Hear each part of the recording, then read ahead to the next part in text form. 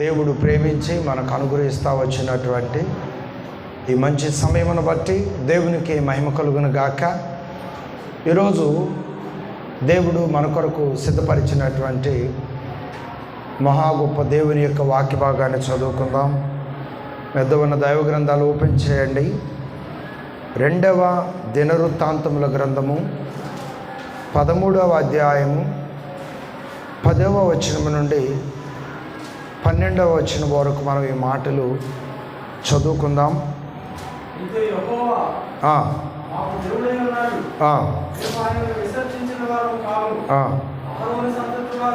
అహరోను సంతతి వారు ఎస్ లేవీయులు చేయవలసిన పనులు లేవీయులు చేస్తున్నారు. వారు ఉదయాస్తమయములందు యెహోవాకు దహన బలులు అర్పించుచు సుగంధ ద్రవ్యములతో ధూపము వేయచ్చు, పవిత్రమైన బల్ల మీద సన్నిధి రొట్టెలు ఉంచుచు బంగారు దీప స్తంభమును ప్రమిదనలు ప్రతి సాయంత్రము వినండి, మేము మా దేవుడైన యెహోవా ఏర్పరిచిన మా దేవుడు ఏర్పాటు చేసిన దాన్ని బట్టి సమస్తమును మేము జరిగించుచున్నాము.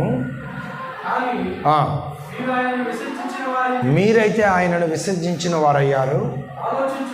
ఆలోచించండి, దేవుడే మాకు తోడై. ఎస్ ప్రియులారా, చదవబడిన దేవుని వాక్యాన్ని మనం గమనించినట్లయితే ఎవరి గురించి ఎవరు మాట్లాడుతున్నారు? యోధావారు ఇశ్రాయేలు గురించి మాటలు మాట్లాడుతున్నాడు. ఇశ్రాయేలు ఎవరు? యాకోబు యొక్క 12 మంది కుమారులే ఇశ్రాయేలు. వారందరూ కూడా ఒకప్పుడు మోషే నాయకత్వంలో, యెహోషువ నాయకత్వంలో నడిచారు. ఆ తర్వాత ప్రవక్తల నాయకత్వంలో, సమూయేలు నాయకత్వంలో నడుస్తూ వచ్చారు. న్యాయాధిపతుల కాలంలో నడుస్తూ వచ్చారు. ప్రియులారా, ఎంతోమంది న్యాయాధిపతులు ఇజ్రాయేలీను పరిపాలన చేస్తూ వచ్చారు. సంసోను కూడా ఒక న్యాయాధిపతి. ఆ రోజుల్లో చుట్టుపక్కల రాజ్యాలను రాజులు పరిపాలన చేస్తున్నారు కనుక అందరిలాగానే మాకు కూడా రాజ్య పరిపాలన కావాలని ఆశిస్తూ వచ్చారు. దేవుడు కూడా అనుమతించాడు. అప్పుడు ఒక రాజు కావాలి, ఇశ్రాయేలీలను పరిపాలించడానికి ఒక రాజు కావాలి. ఎవరిని ఏర్పాటు చేయాలని ప్రార్థన చేస్తున్నప్పుడు దేవుడు ఉమ్మడి ఇశ్రాయేలును పరిపాలించడానికి సౌలు రాజును దేవుడు ఏర్పాటు చేసుకున్నాడు. ఆ రాజు పరిపాలన ముగించబడిన తర్వాత నెక్స్ట్ దావీదు గారిని దేవుడు ఏర్పాటు చేసుకున్నాడు. దావీదు గారి పరిపాలన ముగింపులకు వచ్చిన తర్వాత సొలొమోను గారిని దేవుడు ఏర్పాటు చేసుకున్నాడు. ప్రియులారా, ఇప్పటి వరకు వాళ్ళ రాజ్యము ఉమ్మడి రాజ్యముగా పరిపాలన కొనసాగింది. తరువాత సొలొమోను తర్వాత మరి రెహబాము ఇజ్రాయేలును పరిపాలిస్తున్నటువంటి సమయంలో రెహబాము పెద్దలను అనుసరించకుండా పిల్లలను, వారి యొక్క ఆలోచన విధానాలను అనుసరించడం ద్వారా అక్కడ భేదాభిప్రాయాలు వచ్చాయి. కాబట్టి రాజ్యము 2గా చీలిపోయింది. ఇజ్రాయెల్ రాజ్యము, యోధా రాజ్యం. ఇజ్రాయెల్ రాజ్యముకు 10 గోత్రాలు డివైడ్ చేయబడ్డాయి. యోధా రాజ్యానికి 2 గోత్రాలు డివైడ్ చేయబడ్డాయి. ప్రియులారా, చాలా బాధాకరమైన విషయం ఏంటంటే యోధా వారు 2 రాజ్యాలైన 2 గోత్రాలు అయినప్పటికీ కూడా యెరూషలేమును కనిపెట్టుకొని ఉన్నారు. యెరూషలేములో దేవుని కొరకు జరగవలసినటువంటి క్రమాలన్నింటినీ కూడా నమ్మకముగా జరిగిస్తూ వచ్చారు. ఇజ్రాయేలీలు యెరూషలేమునకు వెళ్ళనివ్వకుండా రాజు ఏం చేశాడంటే ఒక విగ్రహాన్ని తయారు చేసి, ఈ విగ్రహమే యెహోవా, మీరెవరో యెరూషలేముకు వెళ్ళొద్దు, మన యొక్క రాజు పరిపాలన పట్టణము షమ్రోన్ అని చెప్పి, ఒకప్పుడు రాజుల కాలంలో ఇజ్రాయేలీలు షమ్రోనును రాజధానిగా ఏర్పాటు చేసుకొని భయంకరమైన విగ్రహారాధన, ఒక విగ్రహం తయారు చేసుకొని, ఈ విగ్రహమే యెహోవా, మనం యెరూషలేముకు వెళ్ళవలసిన పని లేదని చెప్పి సొంత ఆలోచనతో, సొంత నిర్ణయాలతో వారు ముందుకు కొనసాగటం జరుగుతూ వచ్చింది. అయితే యూదావారు మాత్రం కొద్దిమంది అయినప్పటికీ కూడా దేవునికి మహిమార్థంగా జీవిస్తూ ఉన్నారు. దేవుని ఆలయంలో జరగవలసిన కార్యక్రమాలన్నీ కూడా జరుపుతూ వచ్చారు. దేవుని యందు భక్తి కలిగి జీవిస్తూ వచ్చారు. మరి టోటల్గా ఇజ్రాయేలును పరిపాలించినటువంటి 20 మంది రాజులు, యోధావారిని పరిపాలించిన 20 మంది రాజులు, ఇజ్రాయేలుని పరిపాలించిన 19 మంది రాజులు. వారి యొక్క పేర్లు అవన్నీ కూడా ఇప్పుడు మనకు ప్రస్తుతానికి అవసరం లేదు. కానీ పోట్లాట, భయంకరమైన పోట్లాట, ఒకరి మీద ఒకరు దాడి చేసుకోవటం అలా వస్తూ ఉందన్నమాట. ఒకరోజు ఇజ్రాయెల్ పక్షానేమో కొరోబాను, యోధావారి పక్షానేమో అబియా అనేటువంటి 2 రాజులు పరిపాలన చేస్తున్నప్పుడు ఒక భయంకరమైన యుద్ధము ప్రారంభం అవుతూ ఉందన్నమాట. ఆ యుద్ధం చేసుకోవటానికి ఇజ్రాయేలీల పక్షానేమో 8 లక్షల మంది, యోధావారి పక్షానేమో 4 లక్షల మంది యుద్ధానికి రెడీ అవుతున్నారు. వాస్తవంగా మన ఆలోచన ప్రకారం యుద్ధంలో ఎవరు జయిస్తారు? ఎక్కువ మంది ఎవరుంటే వారే జయాన్ని పొందుతారు. మరి 8 లక్షలు ఎక్కడ, 4 లక్షలు ఎక్కడ? 8 లక్షల మంది ఇజ్రాయేలీలు ఉన్నప్పటికీ వారు మనుషులు కనపడటానికి సైన్యము గొప్పగా ఉంది, కానీ వాస్తవంగా వారు జీవము కలిగిన దేవుని పక్షమున వారు లేరు. కాబట్టి యోధావారు 4 లక్షల మంది అయినప్పటికీ కూడా వారి మీద సవాళ్ళు విసురుతున్నారు. గొలియాతు, మిమ్మల్ని అందరినీ కూడా నేను చంపేస్తానని సవాలు విసురుతున్నప్పుడు దావీదు చిన్నవాడైనప్పటికీ కూడా తనకి ఎదురుకు వెళ్ళి, జీవము కలిగిన దేవుని ఎదుట నువ్వెంత అని ఓడించగలిగాడంటే కారణం ఏంటి చెప్పండి? అతనేమో విగ్రహారాధికుడు, దావీదేమో దేవుని పక్షమున నిలిచినవాడు.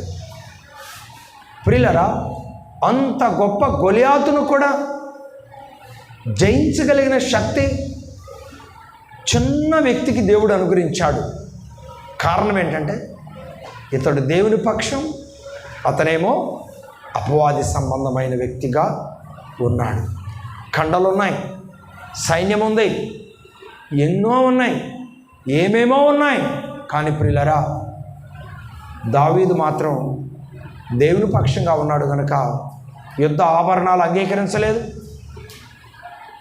మరి ఏట్లో కొన్ని రాళ్ళు ఏరుకొని వడిశాలలో రాయి పెట్టి తిప్పుకుంటూ, సున్నత లేని ఫిలిష్తీయుడా, జీవము కలిగిన దేవుని ఎదుట నువ్వెంత అని చెప్పి అతనిపై రాయి వేసి అతన్ని పడగొట్టడం జరిగింది. యుద్ధము యెహోవాది అని చెప్పి అతని కత్తి తీసుకుని అతన్నే చంపేయటం జరిగింది. కారణం ఏంటంటే ఎంతమంది ఉన్నా, ఎంత గొప్పవాడైనా దేవుని పక్షంగా లేడు కాబట్టి దేవుడు అపజయం ఇచ్చాడు. దేవుని పక్షంగా ఉన్నవారికి దేవుడు విజయాన్ని ఇచ్చాడు. అలాగే 4 లక్షల మంది జనము 8 లక్షల మంది ఉన్న వారికి సవాళ్ళు విసరటం ఏంటి? కారణం ఏంటంటే మేము మా దేవుని సన్నిధిలో జరపవలసిన కార్యక్రమాలు జరుపుతున్నాం. దేవుని సన్నిధిలో మేము కలిగి ఉండవలసిన భక్తి జీవితాన్ని మేము కాపాడుకుంటున్నాం కనుక దేవుడు మా పక్షానే ఉంటాడు అనే ధైర్యం, విశ్వాసం. యుద్ధానికి వెళ్ళకముందే ఈ మాటలు యోధావారు ఇశ్రాయేలీయుల ఎడల పలుకుతూ ఉన్నారు.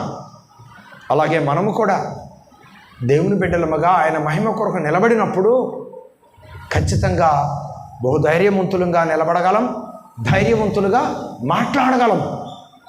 ఈరోజు ఆ ఆలోచన విధానాలు మనం కలిగి ఉన్నామా? ఒకసారి గమనించవలసిందిగా దేవుని వాక్యం అయితే తెలియజేస్తూ ఉంది. వీరు దేవుని పక్షాన కార్యాలు చేస్తున్నారు. వారు దేవుని విడిచిపెట్టి ఇష్టానుసారంగా జీవితాన్ని ప్రారంభించారు. వ్యత్యాసం గమనించండి. దేవుని పక్షంలో ఉన్నవారి ఆలోచనలు వేరుగా ఉంటాయి. ఇష్టానుసారమైన నిర్ణయాలతో నింపబడిన వారి ఆలోచనలు వేరుగా ఉంటాయి. అబ్రహాము లోతుతో ఏమన్నాడంటే, నువ్వు ఏ ప్రాంతానికి వెళ్తావో నువ్వే కోరుకోమన్నాడు. ఒక ప్రాంతమేమో ఏదేను తోట వలె ఉందంట, పచ్చగా పాలు తేనెలు ప్రవహించేలాగుందంట.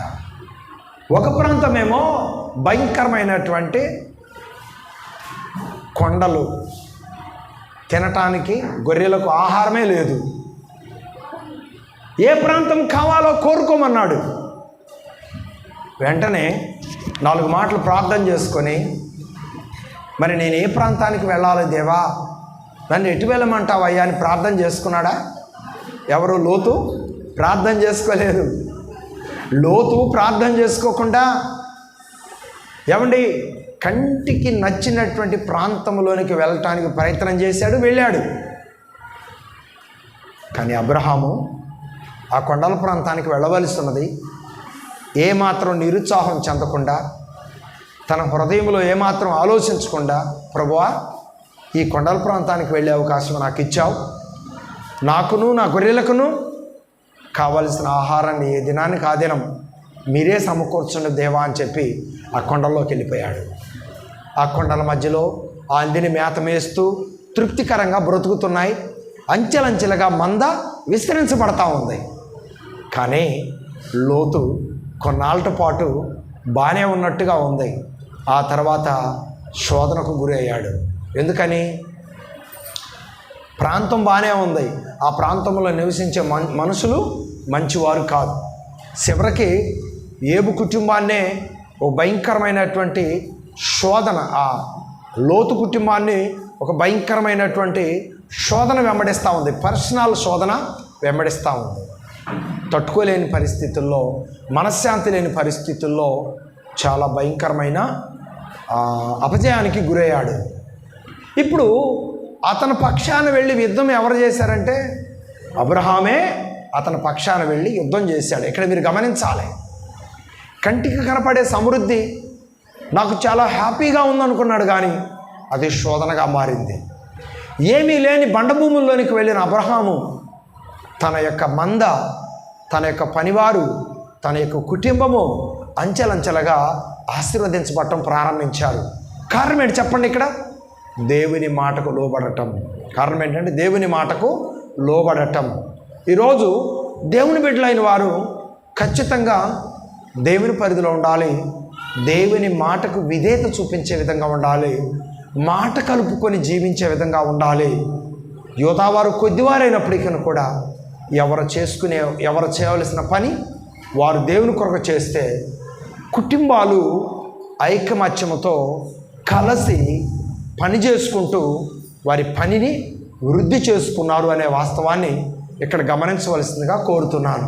ఏమండి, దేవుని పని చేసేవారు దేవుని పని చేస్తూ ఉంటే కుటుంబాలుగా పనిచేసుకునేవారు వారి కొరకు నియమించబడిన పనిని కలిసి చేసుకోవాలి. కుటుంబంలో కూడా చక్కగా వారి కొరకు నియమించబడిన పనులను కలిసి చేసుకునే విధంగా ఉండాలని దేవుని వాక్యము తెలియజేస్తాము. అప్పుడు అభివృద్ధి కనపడుతుంది, ఐక్యత కనపడుతుంది. పనిలో ఉన్నటువంటి ఆ బలహీనత కానీ తేలికతత్వం కానీ ఇరువురికి అర్థమవుతుంది అనే వాస్తవాన్ని ఇక్కడ మనం గమనించవలసిందిగా కోరుతున్నాను. ఈ మధ్యకాలంలో చాలామంది వారి యొక్క ఆలోచన విధానాలు ఎలా ఉన్నాయంటే, ఇదిగో నీవు స్త్రీవి కనుక నువ్వు పగలంతా పనిచేయాలి, అలసిపోవాలి, ఎండకి ఎండాలి, వానకు తడవాలి, పని చేయాలి, సంపాదించాలి, ఇంటికి వచ్చిన తర్వాత మరలా చేయవలసిన పనులన్నీ కూడా నువ్వే చేయాలి, మేము మాత్రం శుభ్రంగా స్నానం చేసి ఇస్త్రీ బట్టలు వేసుకొని మేము ఆ సెంటర్కి ఈ సెంటర్కి తిరిగి వాళ్ళతో వీళ్ళతో ఏమండి మరి ముచ్చట్లు పెట్టుకొని ఎప్పుడుకో వస్తామో, మేము రావటంతోనే మాకు సకల సౌకర్యాలని కూడా టేబుల్ మీదకి తీసుకురావాలి, అవసరమైతే మేము తినలేకపోయినా మాకు స్పూన్తో తినిపించాలన్న టైప్లో ఉన్నారు ఈరోజు పురుష సమాజం. ప్రియులారా, గమనించాలి. ఐక్యత, కలిసి పనిచేసుకోవటం, అది బైబిల్ ఇస్తున్నటువంటి ఒక గొప్ప ఆశీర్వాదకరమైనటువంటి పదం. నేను నా ఇంటి వారు యెహోవాను సేవించదమనే పదం ఎవరి నోటి నుండి అయితే వస్తుందో వారు కలిసి కష్టపడేవారు, కలిసి పని చేసుకోనేవారు, కలిసి బాధ్యతలను గుర్తించి అడుగులు ముందుకు వేసేవారిగా ఉండాలని దేవుని వాక్యం అయితే తెలియజేస్తూ ఉంది. అలాంటి వారి కుటుంబాలు ఎలా ఉంటాయి? సంతోషంగా, సమాధానంగా ఉంటాయి. ఎందుకంటే ఒకరి కష్టాలు ఒకరు ఎరిగినప్పుడు ఆ యొక్క ఆశీర్వాదమే వేరుగా ఉంటుందని దేవుని పేటలో నేను తెలియజేస్తున్నాను. కలిసి పని చేసుకోవాలి, కలిసి కష్టపడాలి, అడుగులు ముందుకు వేసే విధంగా ఉండాలని దేవుని పేరట నేను మీకు తెలియజేస్తున్నాను. మరి ఆ అనుభవాలలో ఎంతమంది ఉన్నారు? ఆ అనుభవాలలో లేకపోతే ఆ అనుభవాలలో ఉండాలని ప్రభుపేట నేను తెలియజేస్తున్నాను. అలా ఎవరున్నారండి? యోధా జనాంగం ఉన్నారు.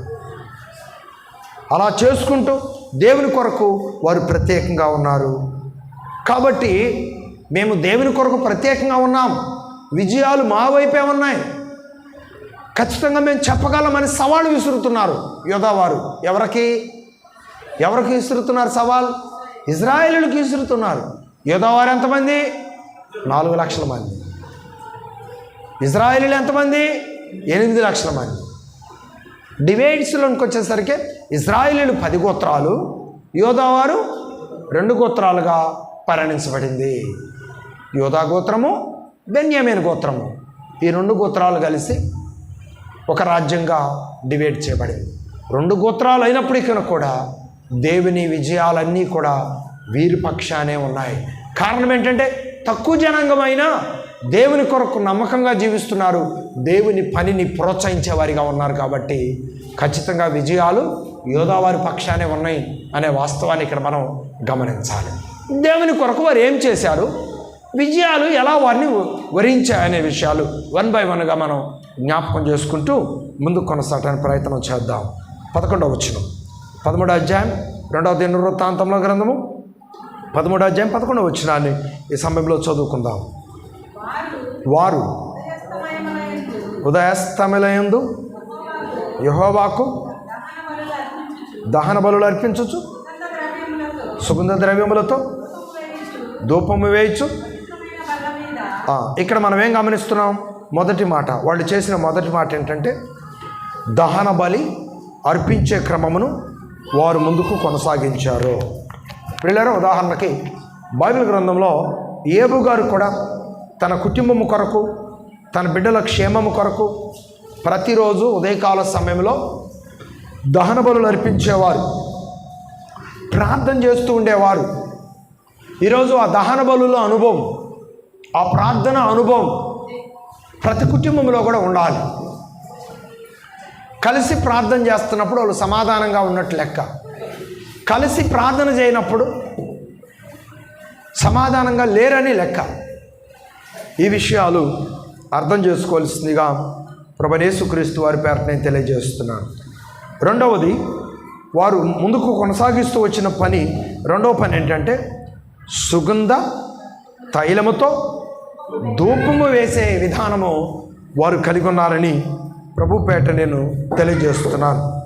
ఈ యొక్క సుగంధ తైలముతో ధూపము వేసే విధానం ఏంటంటే సంఘములో మన ప్రవర్తన, కుటుంబములో మన ప్రవర్తన, భార్య ఎడల భర్త ప్రవర్తన, భర్త ఎడల భార్య ప్రవర్తన, ఇరువురు బిడ్డలు ఎదురు ప్రవర్తన, బిడ్డలు వారి తల్లిదండ్రులు ఎదురు ప్రవర్తన, ఇవన్నీ కూడా దేవుడు పరిశీలన చేస్తూ ఉన్నాడు.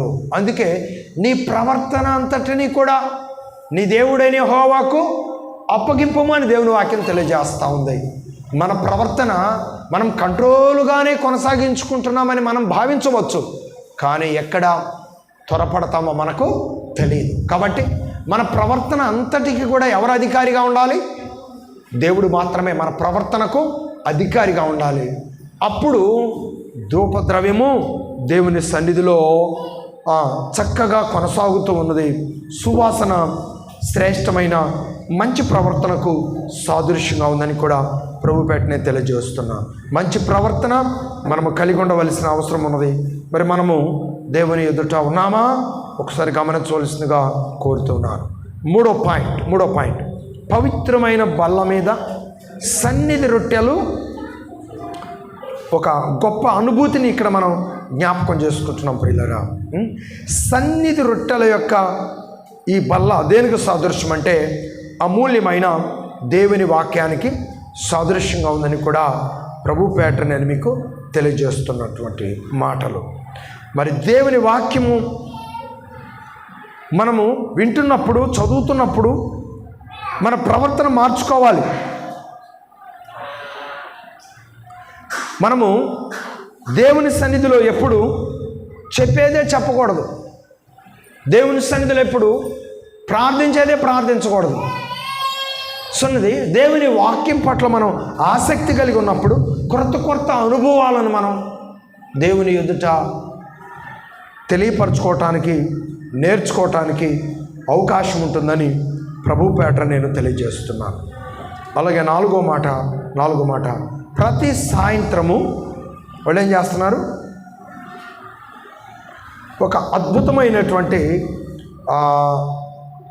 ప్రమిదలు వెలిగించి ప్రతి సాయంత్రం ఏం చేస్తున్నారు? వాళ్ళు ధూప ప్రమిదలు